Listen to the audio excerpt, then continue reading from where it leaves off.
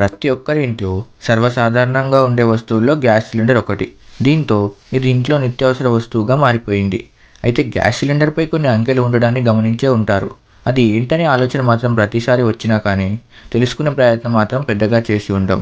ఒకసారి ఈ అంకెల వెనుక ఉన్న మర్మం ఏంటో చూద్దాం. ఇంతకీ సిలిండర్పై ఉన్న అంకెల ఉద్దేశం ఏంటంటే, సాధారణంగా ప్రతిదానికి ఒక ఎక్స్పైరీ డేట్ ఉంటుంది కదా, అలాగే సిలిండర్కి కూడా ఒక ఎక్స్పైరీ డేట్ ఉంటుంది.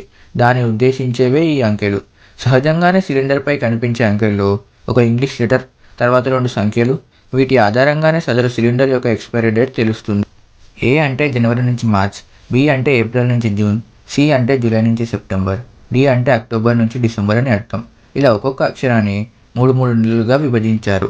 ఇక ఆ పక్కన ఉండే 2 నెంబర్లు ఏడాదికి సూచన. ఉదాహరణకు B13 అంటే ఏప్రిల్ 2013 జూన్ వరకు సదరు సిలిండర్ యొక్క ఎక్స్పైరీ డేట్ అని అర్థం.